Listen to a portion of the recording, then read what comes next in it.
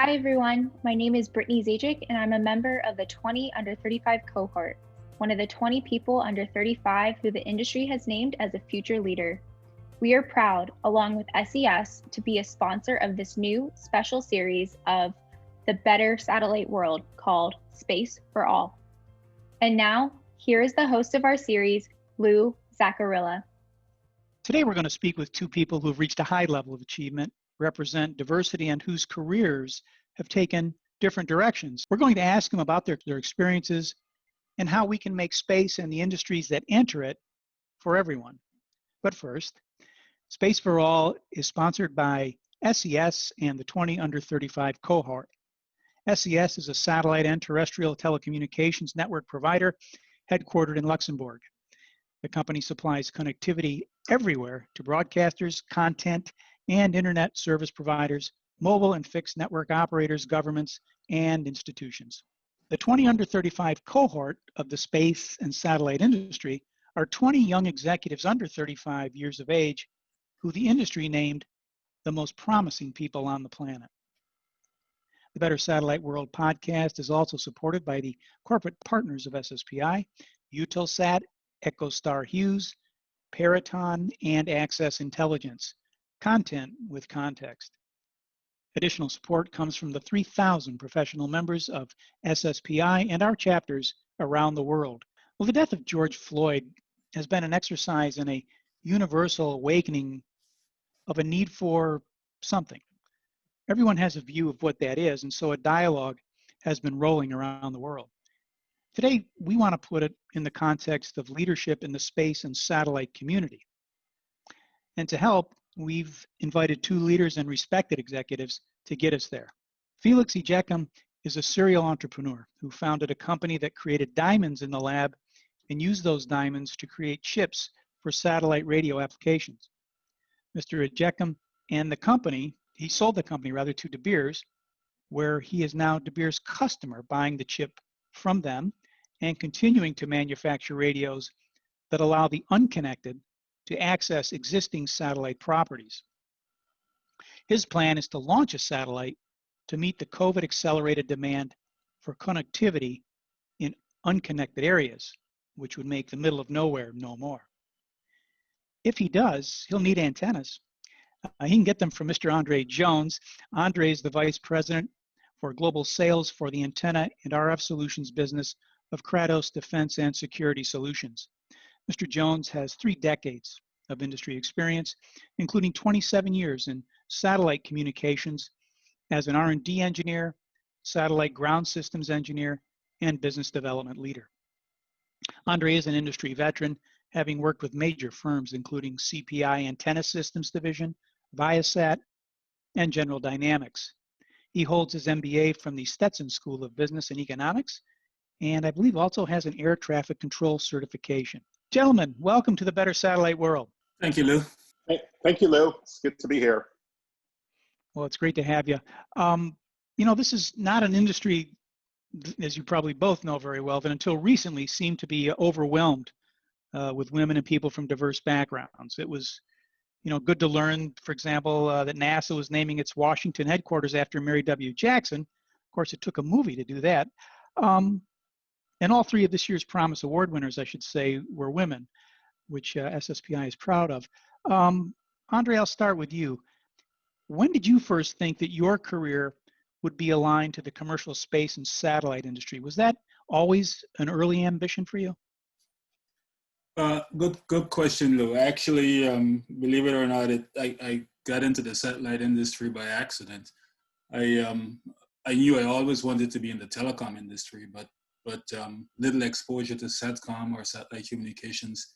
So it wasn't until I got to graduate school at Georgia Tech. My advisor was the guy that was responsible for the satellite communications class at Georgia Tech, and he also was responsible for operating the satellite communications earth stations that were located on the electrical engineering building. And this was used as part of what they call a literacy action program here in Georgia, and also was part of, at the time, what was called NTU, or National Technological University, where we used the art station to broadcast the literacy action classes in Georgia and the NTU technical classes around the country as part of it. I think MIT and a few other schools around the country, Caltech and others were part of NTU. So as part of my research assistantship, I spent about 20 hours a week operating and maintaining the art station. And after taking the satellite communications class, I think that piqued my interest even more. So that's sort of how I landed and got experience in satellite communications at an early stage. Yeah. Was it the technical aspect of the industry, Andre? Because antennas are really, I mean, your thing. You've seen the whole evolution. Or was it something where you thought, there's a capability here with this technology that can do great things? Yeah. So that was the period of time when there was a lot of research going into satellite communications. NASA was experimenting with the ACTS satellite. And Georgia Tech was getting some funding to do some testing there. So my group, we had some funding from NASA on the X program. So it was kind of interesting that we were doing some research there, but at the same time, getting hands-on experience, accessing the satellites and understanding, real life applications of what satellite can do. I think it was really quite interesting and exciting for me as a young, graduate engineer. Felix, same question to you. Did you also get into the business by accident, or was there some motivating factor? For me, it wasn't premeditated, but it wasn't an accident.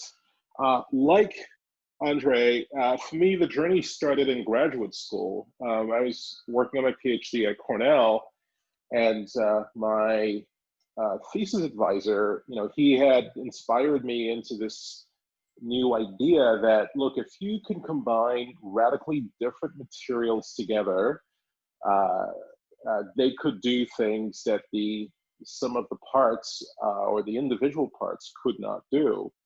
There can be an exponentially amplified multiplier effect if you can, pull together materials that otherwise would not want to be together. So that's when, sometime around 2003, 2004, I came up with this idea that if we could make semiconductor devices onto artificial diamonds, then that could give you a platform, literally a platform, a base upon which many, many things could be made. At the time, I remember making a list of applications. Satellite communications was probably number 10. At the time, we were thinking about things like white LEDs for efficient lighting. At the time, we were still very big into incandescent light bulbs. Blue lasers was another one. There were a host of other applications. Power devices for wind turbine farms and solar farms, that was a big one. Another big vision at the time was trying to enable electric vehicles by very efficient powertrains. So those were things that, and in fact, the cell phone, at the time we thought smartphones could use the technology, and it would increase talk time, it would increase the capability manyfold. Satcom was like number 10 for sure. Yeah. This was back in 03, 04 when I started the idea. And then over time, many things happened, not the least of which was a new iconic figure that would show up in the landscape, Elon Musk, to help educate the public, educate investors about the potential for this, for Satcom. Right. Yeah, we've heard of him. So how did you move up into the top 10? You went from number 10, and then all of a sudden, was that the motivating vision for Akash Systems? For me personally, I would say that satellite communications had a special appeal because it represented the intersection of science, a thing that I know how to do really, really well, perhaps a little bit better than others. And then a third intersection is social problems in our society. Okay. when, as an engineer or scientist, it's oftentimes I think when you're starting out in school, you don't think about how this could transform lives. How could this be of use to society, to humanity? And it was only later in life, when I was starting my companies, that I started to think about, okay, is there a way in which the things that I'm making could be used to make the world better? Mm-hmm. And the lack of connectivity, there's 4 billion people around the world who are not connected.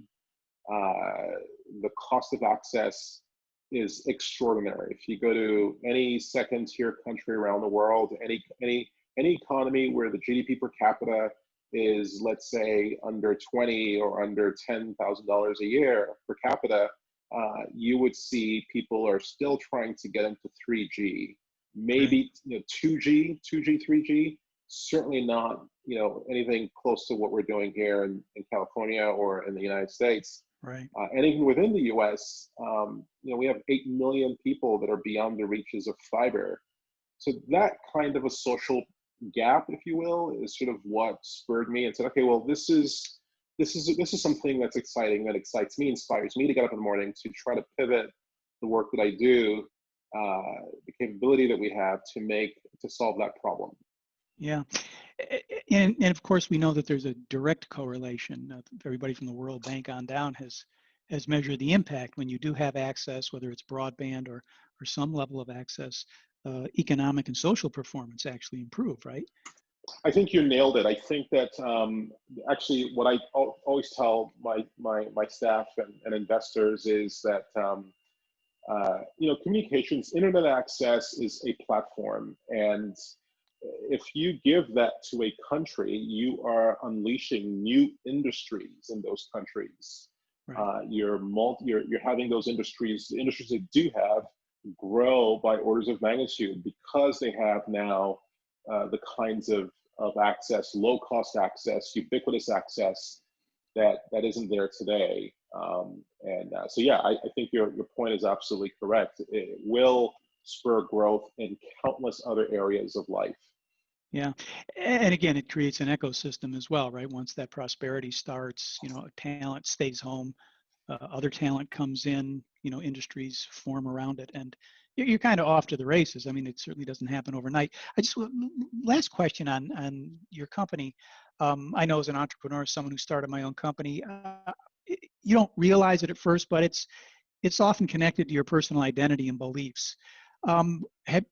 Is that true for you, or did you kind of separate yourself sort of clinically and say, hey, I'm a guy who's going to, be dealing with artificial diamonds, and whatever happens, happens. I'm going to try to make some money and go, do some other things? Or was it looking back connected to personal identity and beliefs, as I think you've described? Absolutely, it is connected. I think the choices that we make are very intentional. I'm certainly being intentional about it. I'm not of the view, I know there are many people in Silicon Valley that can be that way, but it is not my view that, we're going to make a thing and it is what it is and people will use it for whatever they wish. We've gotten calls from, various folks around the world who want to use our technology for things that they're not easily transparent to us. And we pull back. Not only is U.S. law prohibitive about selling what we make to various, shall we say, characters that are not so clear, whose intentions are not so clear, but also we make a call ourselves about whether these are, parties that we want to be associated with. Mm-hmm. So in addition to selling the radio, we are also putting up a satellite constellation to connect everybody. And so, for that constellation especially, we're being very intentional about who we sell the services to, and we're being intentional about our objectives. So, for example, the cost of access, we want people to be able to pay $9 a month for unlimited everything, okay? $9, you said $9. That can, under $10, yes, under $9. $10, yeah. Yeah. Okay. What type of account? It is connected to my personality. It is absolutely connected to the personality of the founders. We are very intentional about it. I think that especially in this day and age, we see the consequences of, technology that can sometimes be, apathetic or agnostic or pretend to be neutral. We really can't be that way anymore. I think the consequences are too great that we have to take a stand and be intentional about what it is that we want to do. And in our case, we want to do some good work in the world. Yeah. Yeah. And, I always remember as a kid, my father used to quote President Kennedy, who always said, a great nation must first be a good nation. And morality is not neutral. You make choices. So, that's why we call this the better satellite world. We want to make a better world. So thank you for that. Andre, you took a different direction. You've been involved in very prominent roles with several marquee brand name companies, established companies in the industry, some that I listed. Do you prefer established companies? And is there something about that structure that appeals to you because you've been very good and very successful? And second question, was the path to your rise more challenging for you inside these companies than it might have been for others? Lou, good question. I would say I've never targeted companies because of name or who they are. I've always prided myself in looking more at opportunities as opposed to companies. In fact, I find larger companies to be a disadvantage to a large extent because it's one of those cases where people can hide behind others when you're in a large organization as opposed to a small entity where you have to make a difference. I've always wanted to make a difference. I always wanted to feel like my work or my contribution actually counts. Mm-hmm. So I've worked for companies where I feel like I could make a difference. And if you look at my resume, you will probably see that I've worked for several companies in the satellite industry. And the reason why I've changed in every case is because I got to a point where it's 6 years later or 7 or 10 years. Well, I think 7 years is probably the longest I've stayed someplace. If I feel like my contribution, well, one is either not appreciated or I don't feel like I'm making as much of a difference, then I think, okay, it's time for me to move on. And that's what I've done. I've never changed jobs because of some financial gain or financial interest. I've never done that at all. I remember working as a systems engineer doing VSAT systems design. At the time was for Scientific Atlanta, and as it turned out, Scientific Atlanta was moving more into what they call the terrestrial broadband modems. And so the SATCOM business at the time, the VSAT business was more of a dogfight between Scientific Atlanta and Gilat and Hughes Network Systems at the time. So they were really looking to get rid of the satellite business. And, they made it very clear that that's what they wanted to do. And it so happened that, I guess because of my experience in grad school, I was very, very interested in LEO satellite technology. So I contacted the folks at Global Star at the time. This was late 90s. Yeah. And I ended up going off to Global Star. This was at the point when Global Star, I think, had maybe 2 satellites in the sky. Right. So I got there from a time when we needed to do hardcore systems engineering, hardcore analysis around the world as to how this thing would perform in a real environment. So I spent a few years there actually doing real characterization, spent a lot of time in South America, rolling out the system to a point where we had full constellation. So coming back to what Felix was saying about getting involved in these kinds of technologies or these kinds of businesses, because not because of what we can make money-wise. I've come from nothing, so I mean, so my goal in life is not to make as much money as I can. That's like secondary, or far down the line. But being in South America, for example, and spending time on the ground, looking to see what a difference this technology made to people in like rural parts of southern Argentina or in Brazil where they absolutely had nothing. When we start rolling out a mobile satellite system and we can go there and make phone calls, it's for me that brought a lot of satisfaction. So it was never about working for a big company. It was just working with technologies or working with companies that's actually, I can actually make a difference. And I feel like the company is making a difference in the world. Yeah. And of course, with Viasat, you guys were sort of revolutionary with some of the stuff you were doing with high throughput. Yeah, I just want to pick up, Andre, on that reference to, after 7 years, you get the 7-year itch.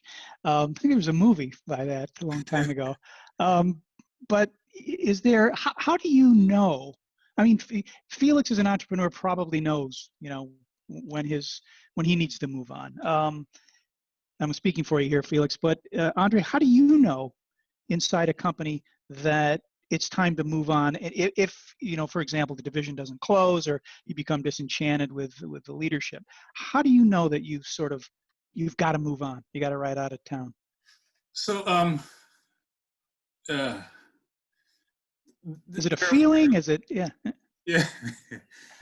there are a few things that went on in a couple of cases, which probably doesn't do anyone any good to discuss it, but it comes back to your question earlier. Second part of your first question is, if I felt like my path was more challenging than probably others. Yeah. And there are some challenges, some inherent challenges that we face as minorities. There are some challenges we face as minority professionals, to use a more definitive term. But I've never allowed myself ever to feel like I'm a victim of any circumstance. Yeah. Because I think once you have choices, you don't have to stay in the role of being victim. So I've always looked for opportunities to, like I said, to make a difference. And if I don't feel like I'm making a difference or I'm being appreciated, then I think the onus is upon me to make a change. Right. So those were the cases where I have changed, and it's never been like a hasty decision or a hasty change. So I've always, taken the time to consider carefully, and I think the changes have been, in most cases, to my benefit, at least professionally. Right. And to the industries. Felix, I'm going to ask you to pick up on what Andre was saying, and I'm going to ask the question in a different way. The essential question we're trying to ask for this series and episode is why aren't there more people like you guys in leadership roles doing the things you're doing in this industry and this community? And what I was trying to get at is the essential, the intersection of race in this. And so for you as an entrepreneur, does entrepreneurship give you a certain freedom to explore your ideas, your creativity, all the gifts that you have, and keep you from having to deal with things that might push your button the wrong way?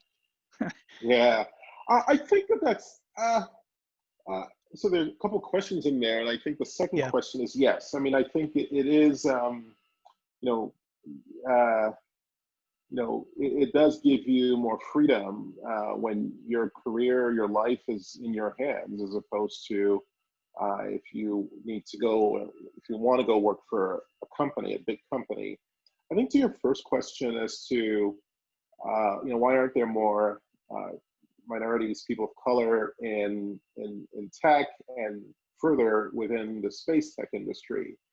I think there are probably several factors that all intertwine. I think the first one I would say is the supply of talent from tech schools, from tech universities is very paltry. I don't know what the numbers are, and I can kind of guess. Georgia Tech is probably better than others. But when I was at Cornell, I was in a PhD class of a couple hundred. I think I was maybe one of two in my year. This is in the 90s, Felix? Yeah, this is in the 90s. Yeah, correct. I got my PhD in 97. Right. And I know that the numbers have improved a little bit, but I think it's not much more. I think if you look at the crop of students coming out of undergrad and grad every year, it is really, really small. And that's an important thing because, big tech, the big giants that we all know of, and also the old school tech companies, they rely on engineering talent. We need electrical engineering students, we need chemical engineering, aerospace, mechanical, thermal, and if there are no students, of color going into these departments, then we're going to struggle on the other end. I know that the numbers are a lot better with women generally. Places like Stanford have done a really good job. I understand something like computer science graduates now have more female students in them than males at Stanford. Is that right? I didn't realize that. Yeah, so I think that that's the biggest, number one problem that is causing the downstream effects that we see, in your question. I think the second is certainly within the entrepreneurship circle. I would say VCs, venture capital firms. They like to go to their favorite recruiting grounds. The Stanford dropout. Who's generally a young, very bright white male. So I think that to the extent that we can have more VCs that are able to look at non-traditional sources for ideas, for talent, for startups, I think that would be a very good thing. You would certainly see a lot more CEOs running companies. Certainly early stage companies. Andre, I haven't met him. Andre, we did meet. I apologize. We did meet back last year. But I already assume that Andre is going to be a couple notches well above average. Okay. So while none of us will ever say we are victims, we all know that we have to be 10x better than the average. Okay. Right. So I already assumed that, that goes without saying. Anyone that you meet who's a person of color in technology in general is probably really exceptional. Yeah. Okay. So you have to. Yeah. Well, I can attest to Andre that he is. And by the way, Andre, I hope you say that about me next week. But nice to you, Lou. Okay, but for sure he is. Well, let me ask you both then, because you raised something there. Is that true in all cases? Because that must put an awful lot of pressure on a young kid who's good, competent, able to work in the industry. That's an enormous amount of pressure. Is that generally true across the board, Andre? Do you sense that? Yeah, I think Felix is right, and fortunately for me, this is something that I learned at a very early age. Growing up in a very poor country in South America, which British Guyana, we didn't have a whole lot, especially when it comes to technology. In fact, the first time I saw live television, I was probably 18 or 19. So the thing is, when you are deprived technologically and in many other ways, if you get the right guidance, then you're steered towards, reading books or using your imagination to do a whole lot of things. So when I first came to North America, I guess I was 19 at the time. And you mentioned earlier that, you didn't realize I had an air traffic control certification. No, I never did. Yeah, that's news. Yeah, I was an air traffic controller for 5 years. I was trained in Canada when I worked in the Caribbean. But for me, working as an air traffic controller is great, stressful, but it's fun. But there is one thing you don't do as an air traffic controller is use your imagination. Right. Yes. You turn a plane into a boat. Yeah. You follow the rules strictly the way you learned them. You did separation exactly the way they taught you. And at the end of your shift, you go home and then you come back the next day. You do something similar because the traffic pattern is always different. Mm-hmm. But there wasn't much room for using imagination or experimenting.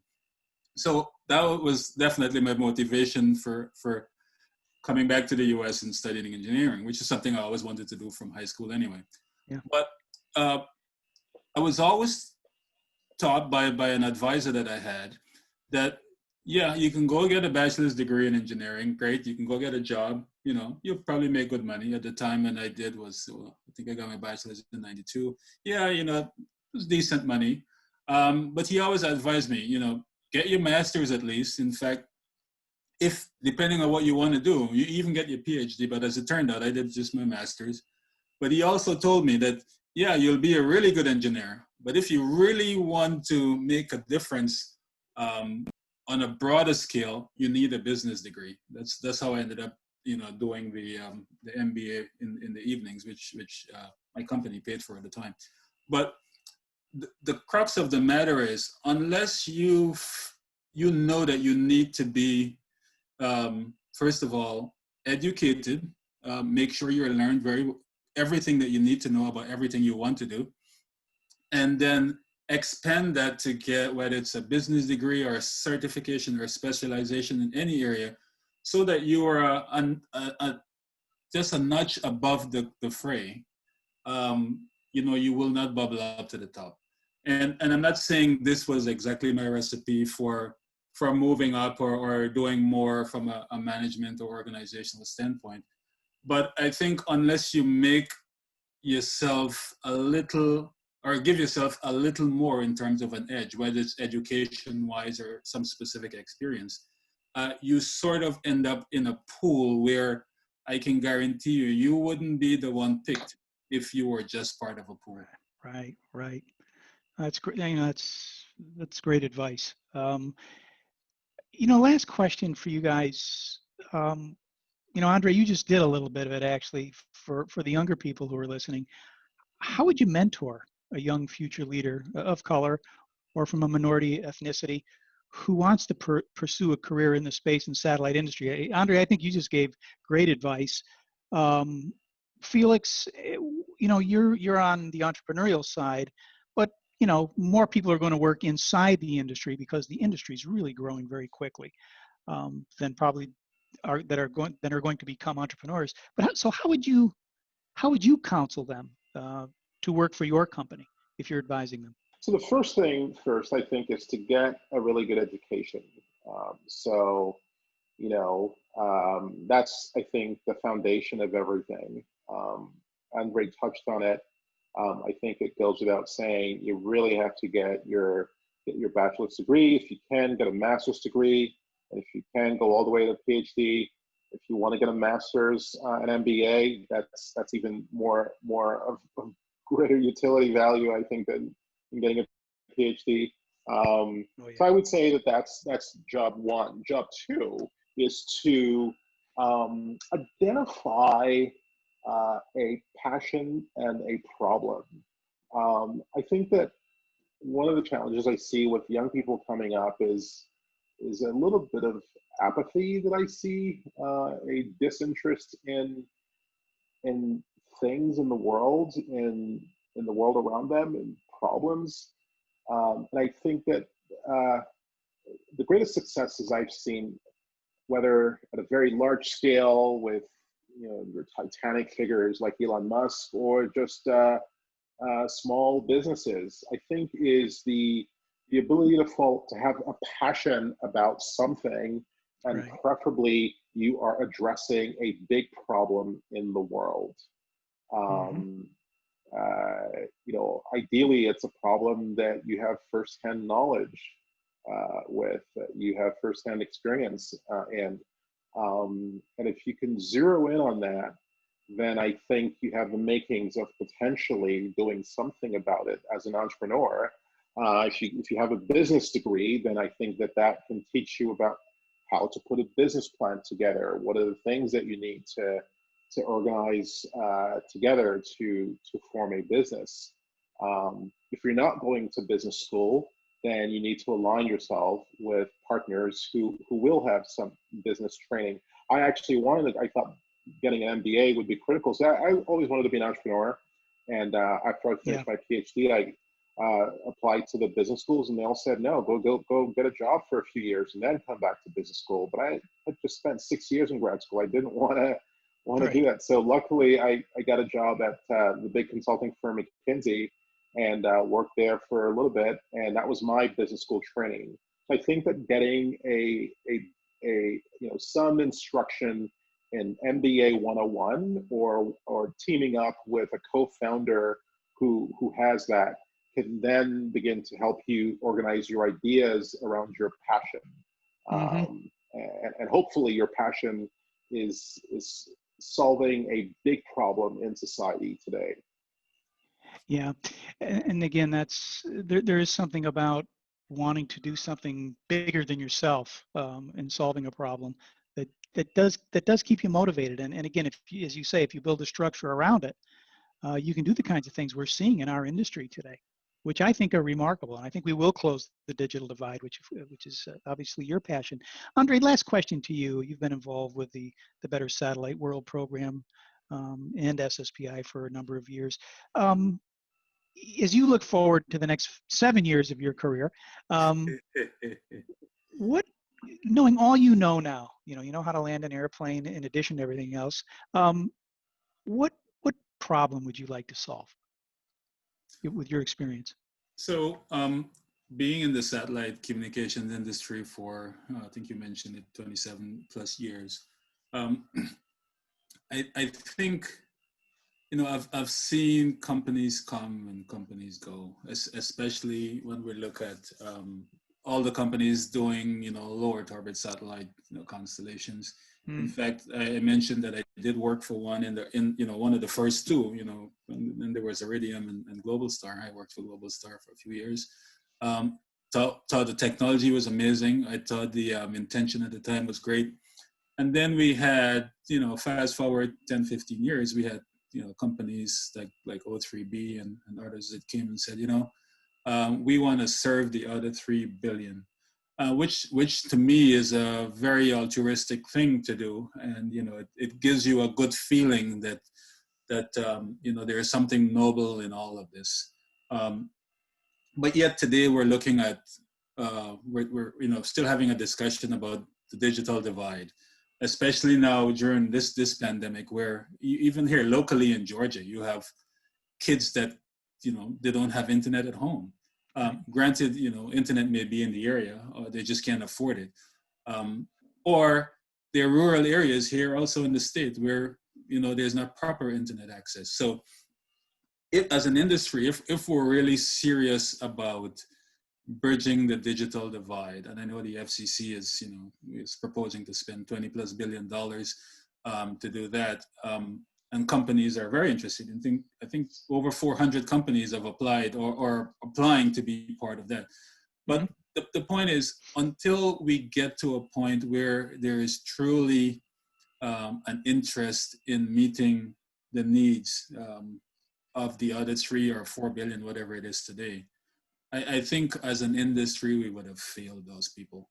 The people who are the children, I should say, who can't get online, who can't learn or understand what's there in the rest of the world. Those economies that depend on internet to move to the next stage, which in fact, trickles down to the population who gets stuck. So over the next 7 years, I'd like to see us do more as a satellite communications business, as a space and satellite communications business. Have real, and I know Felix's company, they're starting to talk about how we can do that. Felix mentioned, internet for under $10 a month. Those are the kinds of things I think we need to do as an industry, so that all of the talk about meeting the needs of how many billions, and at the end of the day, that ends up not being the target. I think it will just end up being a lot more talk than actually making a difference in the world. So if we're to make the world better through satellite, those are the things I would like to see personally in the next few years. Yeah, space for all depends on connectivity for all first. I guess we can leave it at that. And that's well said. You guys fundamentally share the same vision. And I think what we'll do is maybe we'll come back in a year or two and see if we've made any progress toward that. Andre Jones and Felix Ejeckam, thank you so much for coming by and being a part of this. Thank you so much. This has been fun. Thanks, you, Andre. Yeah, you're welcome. Thanks, Felix. We'll do it again. That concludes my visit with Andre and Felix. For more information on each of them, you can contact SSPI. And thanks to our corporate members and the members of SSPI and our chapters, SES and the 20 under 35 cohort for sponsoring this series. We are the world's largest nonprofit trade association for professionals and students whose life, work, study, and passions touch the commercial space and satellite industry. Remember, on December 7th, SSPI and the UK and Isle of Man chapters will host the annual Better Satellite World Awards dinner. Tickets are available at sspi.org. To learn more about our Better Satellite World narrative, to hear podcasts like this, or to see videos, go to bettersatelliteworld.com, and we encourage you to share that content. If you're not a member of SSPI and you can't wait, just go to sspi.org today, sign up. Student memberships are free. And follow us on Twitter at SSPI, and check us out on LinkedIn and Facebook. For Space and Satellite Professionals International and our producer, Ana Gomez, I'm Lou Zaccarella. Let's make it a better satellite world. Take care, everybody.